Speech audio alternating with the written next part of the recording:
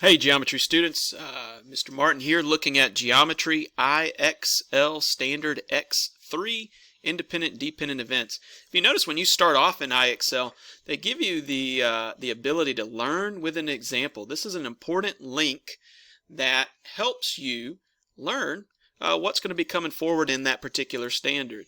Here's the example. Rita picks a card at random. Without putting the first card back, she picks a second card at random. Are these two events dependent or independent? Well, think about it.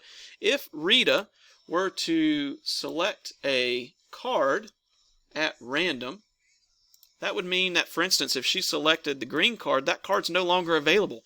Well, there's one less green card when she picks the second card. Did that affect the probability of her choosing a green card in the next draw? Of course it did.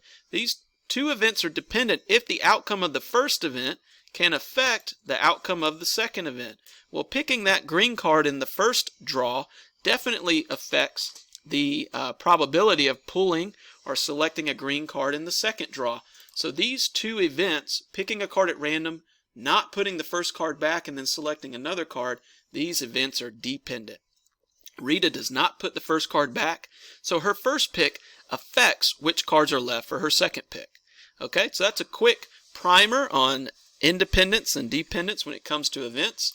Let's check out a couple questions here. Michelle asks a classmate to be her partner for a class project, and he agrees to work with her. Next, her friend Hannah picks a partner too. Are these two events dependent or independent? Well, think about it. Michelle asks a classmate to be her partner, and he is selected by her. Then Hannah picks a partner. Well, the thing is Hannah cannot pick the person that Michelle has already picked. These two events are dependent because once Michelle has picked her partner, there's one less person for Hannah to pick to be her partner. Those are dependent events. Christina and her brother take a numbered spinner from a board game and use it to determine who will get to play with their new puppy first. Christina spins, and then her brother does. Are these two events dependent or independent? Well, think about it. If I spin a spinner and get a number and then hand the spinner to you and you spin, you still have the same option of numbers. If, for instance, we're trying to see who gets the highest number or who gets the lowest number, you still have the same number of options as I did, and my spin does not affect your spin. We're just going to compare the numbers of the spins. These two events are independent. My outcome did not affect the number of outcomes available to you. Steve picks a marble at random in this particular one. He puts it back and then picks another marble at random. Are these two events dependent or independent? Well, the key information here is he puts it back. So, for instance, Steve picks a marble, but then instead of keeping it, he puts it back. Therefore, you have the same number of options in both picks. Therefore, these events are independent. The options and probabilities remain the same through both trials. Let's skip ahead a level here. You pick a card at random without putting the first card back. You pick a second card at random. What's the probability of picking a 4 and then picking a factor of 12? Write your answer as a percentage.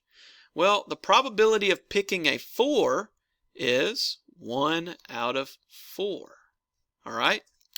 And then times picking a factor of 12. Well, multiplied by, when you see the word and, we're multiplying. But the thing is you picked a 4. So 4 is no longer available because you didn't put the first card back, right? So how many factors of 12 are left over? Well, actually all of them are factors of 12. So 3 cards are available out of 3. So what's the probability of that happening? It's 3 out of 12, or 1/4, or 25%. They want our answer as a percentage, so that's 25%. So probability of picking a 4 is 1/4. Probability of then picking a factor of 12 is 100%. 1/4 times 100% is 1/4, or 25% probability. Let's try another one just like that.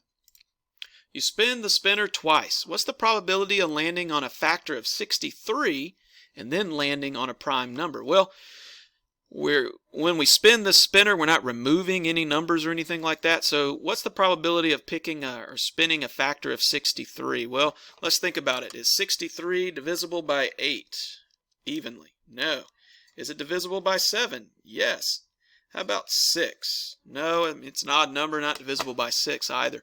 So we only have one number that's a factor of 63 out of the first three numbers. Times, and that special word that means multiply, okay? Then landing on a prime number. Well, how many prime numbers do we have over here? Well, 8's not prime, 6 is not prime. These are composite numbers.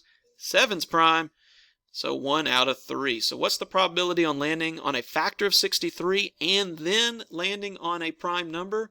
Multiply those fractions, you have a 1/9 probability. Okay, 1 out of 3 times 1 out of 3, that's a 1/9 probability. Let's try one more together here. You flip a coin twice. What's the probability of getting tails and then getting heads? Well, what's the probability of getting tails? 1/2. What's the probability of then getting heads? Well, it stays consistent. The probability on a fair coin is 1/2 for tails, 1/2 for heads. So what's the probability of getting tails and then getting heads? 1/4 or 25%. That's our probability there.